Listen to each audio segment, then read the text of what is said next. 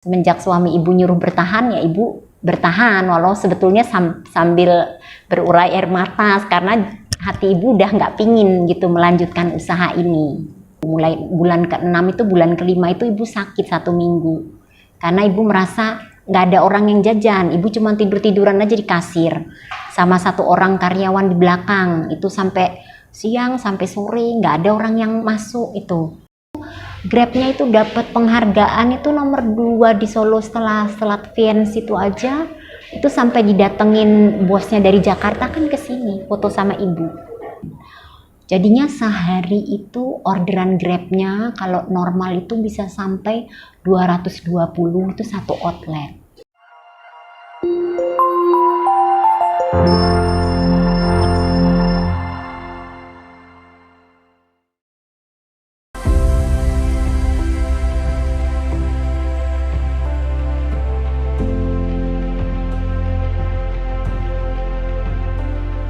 Perkenalkan, nama saya Ibu Sylvia. Saya pemilik dari Warung Jepun. Saya bertempat tinggal di Kentingan, Jebres, Solo. Warung Jepun saya dirikan dari tahun 2014 bulan April. Sekarang berarti sudah 8 tahun ya saya menekuni bisnis ini dengan karyawan berjumlah 39 orang. Dengan 3 cabang di UNS, pusatnya Universitas 11 Maret Solo, UMS Universitas Muhammadiyah Solo, dan UGM Universitas Gadjah Mada Yogyakarta. Planning saya selanjutnya, saya ingin buka warung Jepun lagi di UMY Universitas Muhammadiyah Jogja dan UII Universitas Islam Indonesia. Semoga segera terwujud. Amin.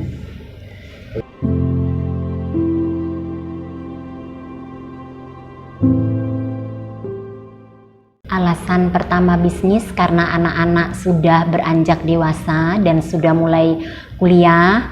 Suami ibu selalu bilang gini, apa yang mau kamu lakukan? Ini anak-anak sudah mulai beranjak dewasa dan kuliah juga tidak di sini lagi. Bagaimana kalau kita buka usaha penyetan? Nah, bermula dari situ. Ibu disewakan tanah sama suami ibu. Setelah itu ibu bangun sendiri di daerah Gulon, dekat agak masuk ke dalam ya dari kampus Universitas 11 Maret. Di sana ya dalam perjalanan bisnis ini ibu sempat mau mundur ya. Karena selama 10 bulan itu sepi, nggak ada yang jajan karena kan letaknya di dalam. Tapi berangsur-angsur setahun itu mulai rame dan mulai dikenal mahasiswa. Dari karyawan yang cuma 2 orang, akhirnya begitu cepat menambah jadi 10 orang. Sekarang Warung Jepun UNS karyawannya ada 12 orang. Ya, karena kenapa saya memilih ayam penyet? Karena kalau saya pilih pokwe saat itu saya juga ragu ya, takutnya nanti kalau tidak laku repot. Tapi kalau ayam penyet juga lebih simple ya kalau bagi ibu, dan ibu juga udah menguasai ya, tahu resep-resepnya kayak bikin kremes sama sambal itu ya ibu coba-coba sendiri di rumah ibu gitu, dan nggak nyangka sekarang bisa jadi berjalan. Perjuangannya berat sekali. Ibu itu yang namanya air mata itu udah sampai ibu sakit 1 minggu itu sampai ibu putus asa pengen berhenti, tapi suami ibu terus bilang, apa kata orang nanti kita sudah ngontrak tanah itu buat 4 tahun, sedangkan kamu baru 6 bulan aja udah pengen berhenti. Begitu suami ibu bilang, coba tolong lanjutkan 1 tahun aja, siapa tahu nanti 1 tahun rame, kalau 1 tahun nggak rame bolehlah nanti dioper kontrak. Suami ibu bilang gitu.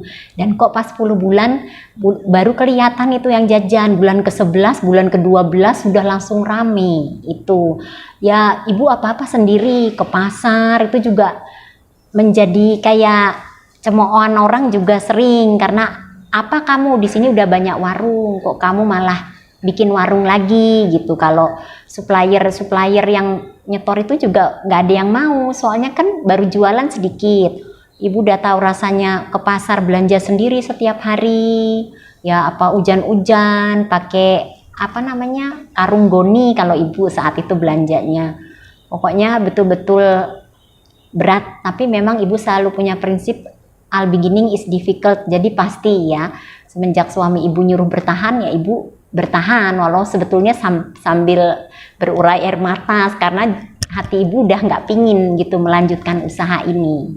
Bulan ke-6 itu ibu udah udah nggak kuat, makanya suami ibu kan bilang ini baru 6 bulan kok kamu mau minta sudahan, cobalah dulu setahun, suami ibu bilang begitu. Nah itu mulai bulan ke-6 itu bulan ke-5 itu ibu sakit 1 minggu karena ibu merasa nggak ada orang yang jajan, ibu cuma tiduran aja di kasir sama 1 orang karyawan di belakang, itu sampai siang sampai sore nggak ada orang yang masuk. Itu sehari itu kadang-kadang cuma bisa jual berapa potong saja ayam, sekarang udah banyak sekali yang ibu jual.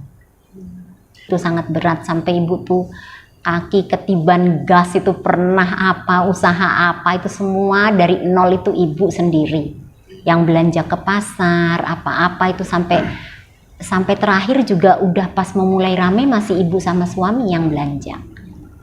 Suami ibu minta tolong begitu kan, ibu juga kasihan, kita udah kontrak tanah 4 tahun, terus juga apa nanti kata orang kan, kata orang-orang di sekitar, punya warung belum ada setahun udah gulung tikar kan, udah bagaimana. Nah ibu kan juga menjaga image ibu dan suami, jadi ibu juga ya pokoknya terus ibu ya semangat aja, udah semangat sajalah.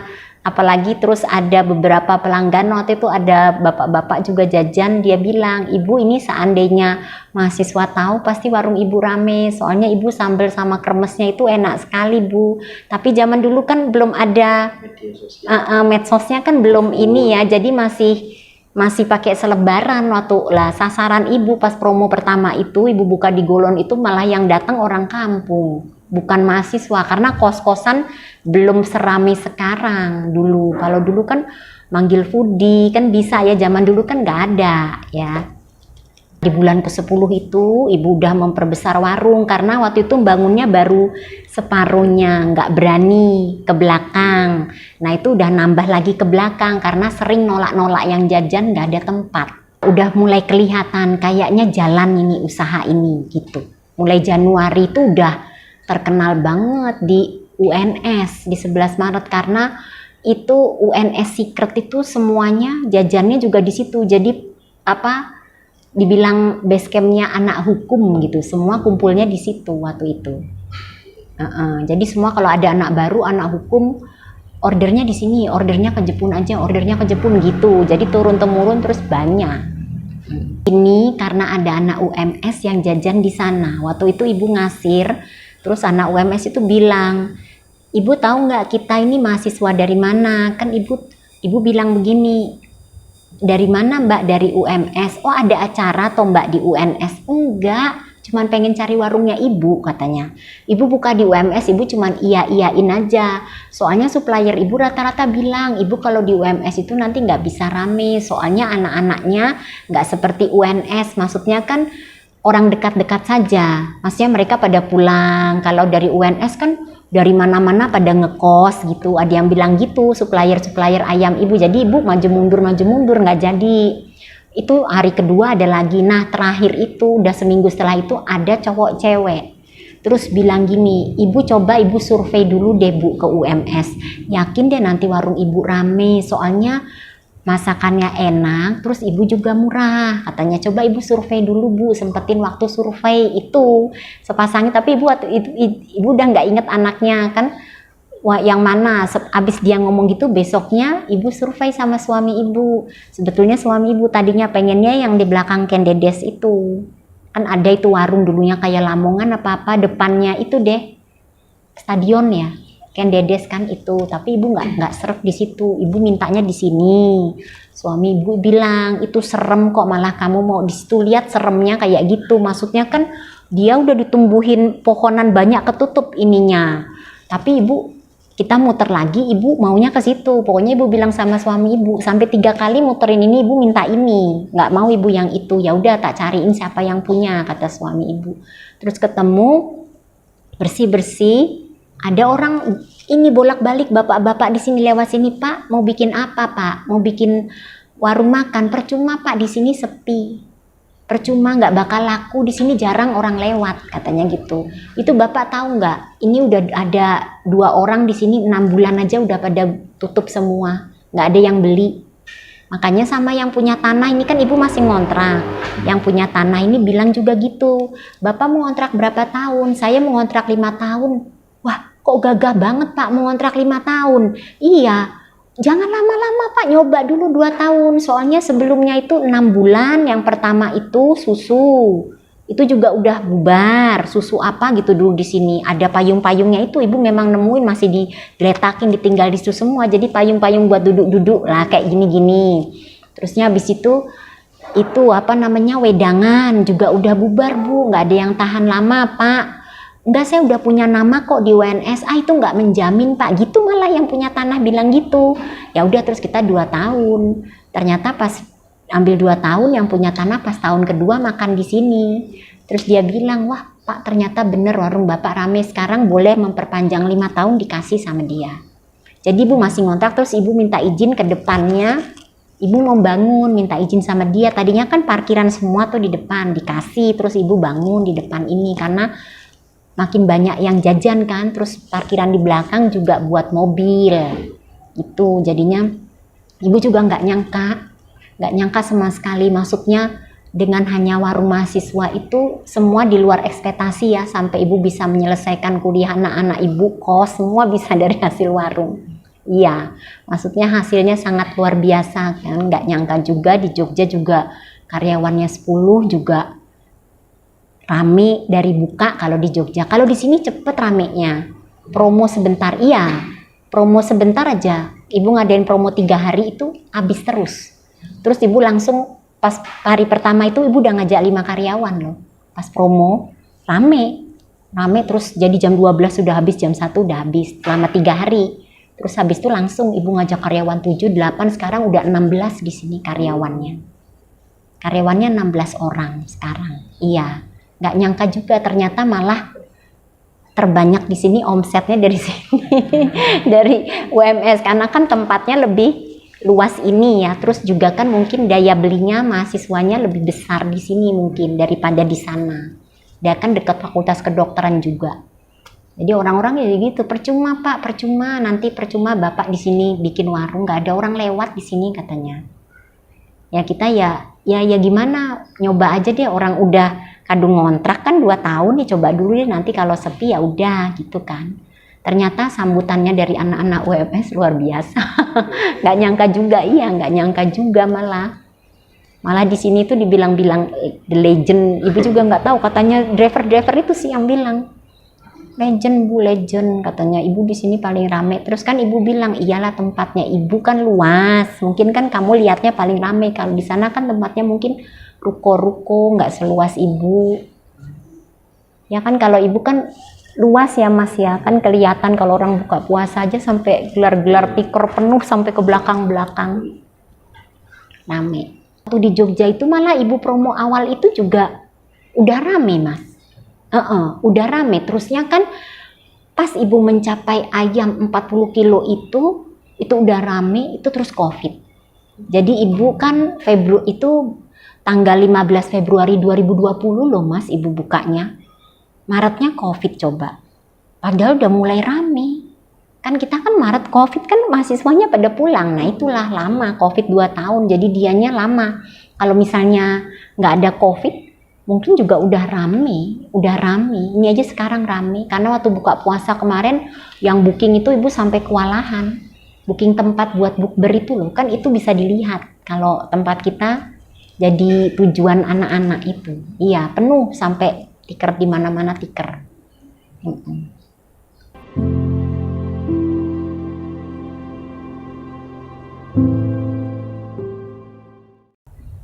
Peluangnya bagaimana maksudnya? Bagus banget sih kalau kata ibu, bagus banget lah. Ini ibu juga berencana biar diteruskan sama anak-anak ibu ya. Anak-anak ibu biar meneruskan, karena kan suami ibu itu kan polisi, nanti 3 tahun lagi udah pensiun.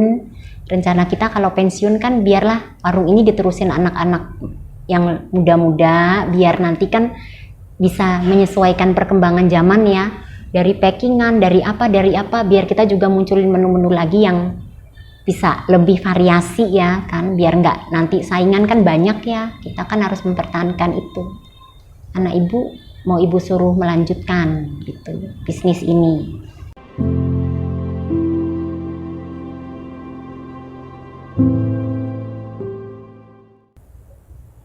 Ya kalau untuk anak-anak ya kalau sekarang ibu ya jangan mudah menyerah mungkin karena ibu dulu juga udah mau menyerah. Pokoknya kita maju terus, yang penting kalau ada niat dan kita punya, kalau bisa kita punya lebih berinovasi ya, jadi kita bikin yang lebih bervariasi, maksudnya menunya kalau bisa itu yang belum pernah ada mungkin berani ya, kalau misalnya kita mau bikin menu yang orang lain itu belum punya mungkin lebih berani ya pokoknya jangan mudah menyerah lah, lanjutin aja dengan sabar gitu. Kalau ibu kemarin pikirnya kan masih bayar kontrak-kontrak itu, jadi kenapa nggak kita maju aja seperti kata suami ibu, setahun aja dulu coba, ternyata mau jalan gitu. Pokoknya ini aja lah, juga saya juga kalau saya berhenti saya nggak punya kegiatan lain, nggak punya keterampilan lain gitu kan, ya udah langsung aja deh, karena memang seneng masak kan kalau ibu.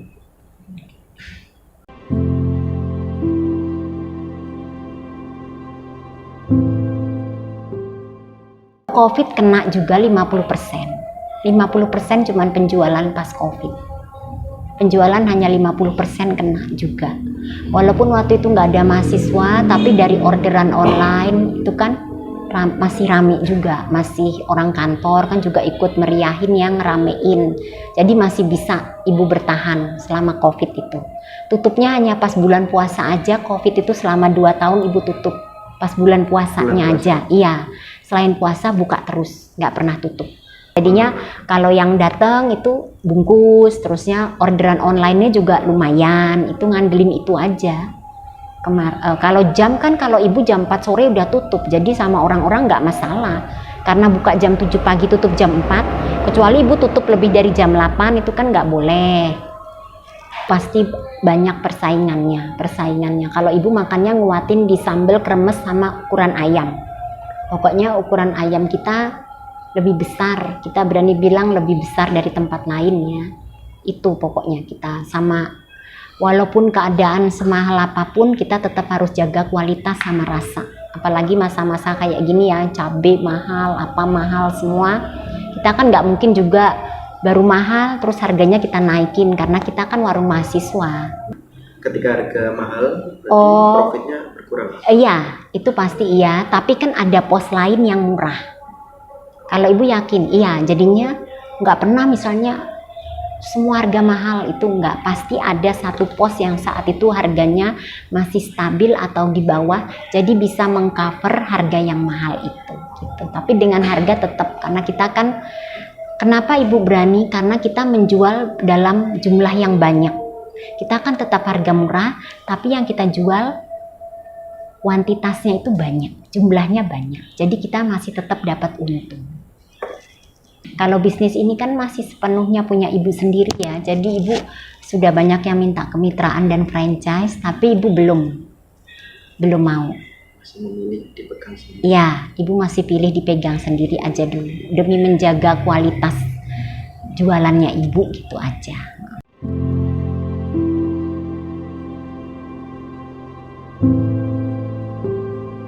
Itu ibu lebih suka manggil foodie ya, foodie, jadi kayak misalnya foodgram. Ibu lebih suka manggil itu, kira-kira mana yang followernya banyak, yang terkenal di Solo, ibu selalu ikut. Jadi ibu seneng manggil itu, setiap 2 bulan sekali udah ibu panggil foodie itu. Itu udah mulai sejak ibu buka di UMS ini. Ya, buka di UMS ini, dulu kan belum ya. Itu ibu udah manggil, terus ibu juga ikut highlight-nya, jadi walaupun harganya misalnya mahal, ibu tetap oke, biar jadi orang tetap mendengar Jepun begitu. Instagram aja punyanya baru tahun berapa itu? Instagram itu kan baru punya tahun berapa itu? Itu yang sering bantu ibu di medsos itu malah anak-anak UNS itu. Dia kan punya persatuan namanya apa itu, UNS Secret, UNS apa, nah itu dari situ deh mereka makan di sini, yang paling rekomen mana mereka lah, anak-anak UNS itu. Iya, ikut promo selama masih batas nggak terlalu tinggi gitu. Ibu selalu ikut promo, nggak pernah putus. Ikut promo Grab, Gojek gitu. Gojek juga ibu besok ikut festival kuliner di Mangkunegaran. Ya.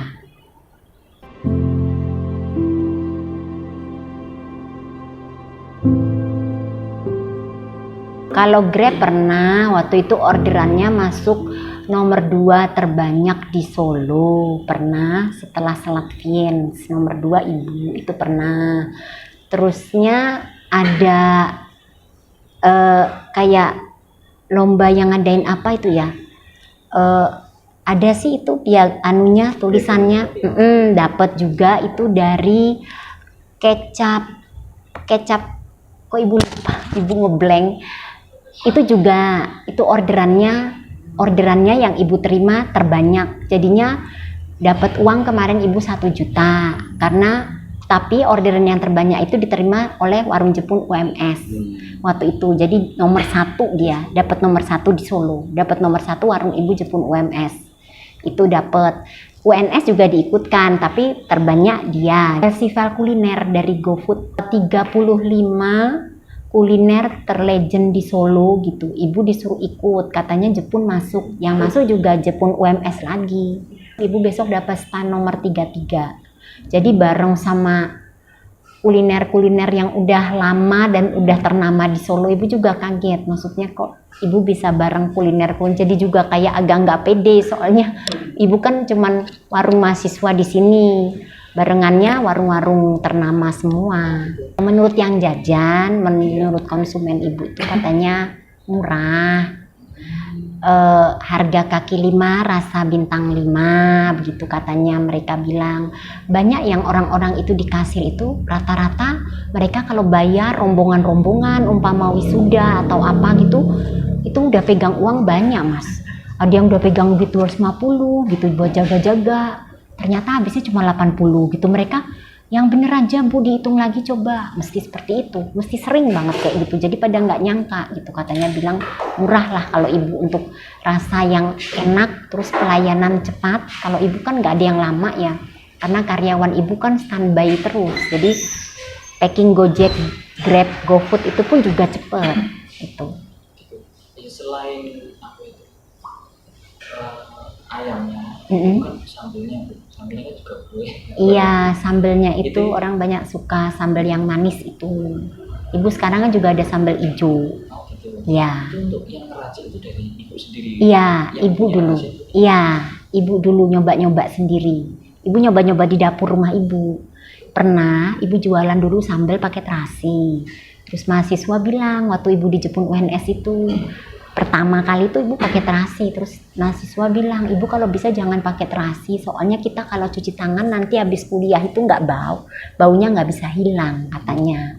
Terus ibu inovasi lagi, terus jadi ibu sambil buka warung tuh sebenarnya ibu sambil inovasi lagi sendiri, sambelnya sampai ketemu yang pas sama kemauannya mereka.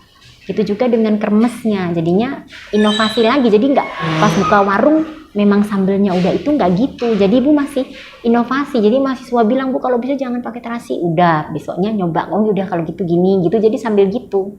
Dulunya ibu juga jualan kayak tahu bacem, ayam bacem gitu jualan. Tapi ternyata kan ayam presto itu juga ibu jualan dulunya. Itu 3 bulanan ada. Belum ketemu, terutama kremesnya yang susah. Ya, yang paling sulit itu. Yang ketemu itu yang paling sulit, malah kremesannya itu paling susah. Iya, kremesannya nggak ketemu itu. Waktu itu nggak ketemu, sulit banget itu. Bisa bikin kremes seperti itu sulit gitu. Ayamnya itu kalau ibu sehari itu kan, kalau dalam keadaan normal loh, hitungan normal tuh artian mahasiswa masuk ya.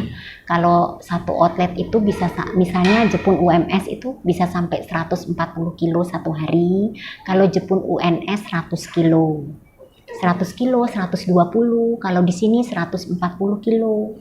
Jadi jadinya kira-kira kalau gitu 140 sama 120 itu sehari itu bisa sampai 260 kilo ibu habisnya. Itu baru ayamnya, belum kepala ati, lele lagi. Lelenya kan juga banyak, kakak.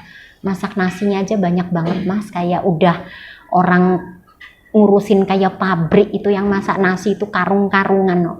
Ibu, iya. Itu yang masak aja datangnya jam 3 subuh loh Mas. Iya yang masak, karena kan ibu buka jam 7. Yang masak itu jam 3 udah di sini sendirian dia. Nah, jadi nanti yang masak datang jam 3 itu, jam 2 atau jam 1 itu udah ibu suruh pulang. Jadi tinggal tersisa yang datang, habis itu jam 3 datang. Ada yang jam 4 datang, ada yang datang jam 6, terus terakhir datang jam 7. Iya, kalau yang bikin-bikin minum itu jam 7 datang. Jadi dibagi.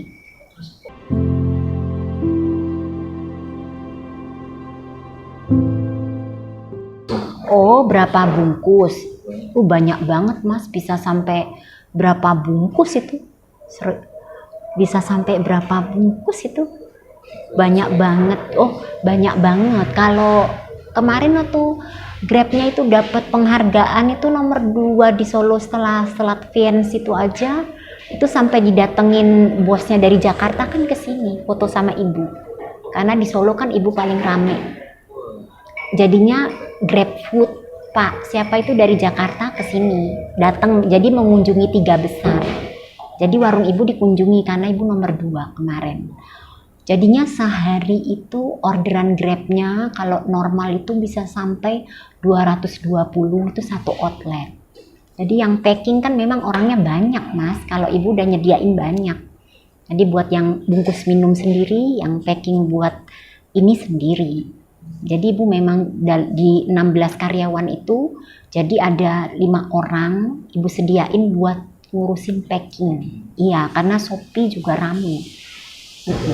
Nomor 2 orderan Grabnya, iya, orderan Grabnya paling rame setelah Fiends.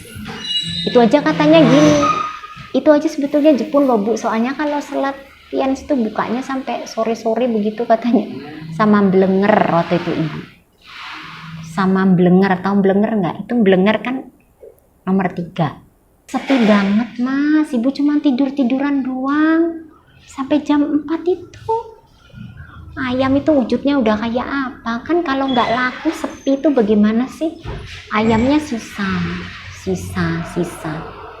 Ini kenapa yang jajan, kalau orang jajan kan senang ngelihat rame, kalau ngelihat rame mereka yakin masakannya kan pasti baru fresh kan.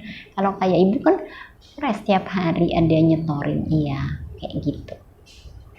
Wah sekarang kalau masak itu udah kayak apa Mas, udah Lombok semua itu setiap hari sekarang yang nyetorin sayuran itu dari Pasar Legi setiap hari. Jadi kol terong itu setiap hari, karena kalau kita numpuk seperti dulu atau kita belum rame itu kan sedikit-sedikit, karena kita sekalian aja dia belanjanya 3 hari sekali, 4 hari sekali. Sekarang nggak bisa setiap hari karena tempatnya juga nggak ada kalau numpuk setiap hari. Jadi belanja timun itu tiap hari itu belanja.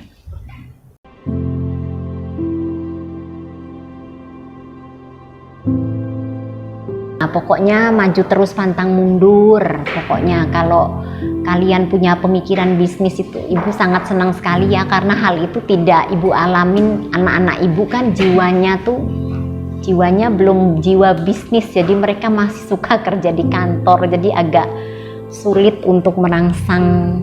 Kadang-kadang kan orang juga nggak mau ya, apalagi ngelihat pekerjaannya nggak di tempat ber-AC, nggak di tempat ini. Pekerjaan ibu saya seperti itu, mungkin kan lain. Kalau bekerja di kantor mungkin lebih gengsi, tapi kalau menurut ibu ya enakan ya kita punya bisnis sendiri, usaha sendiri.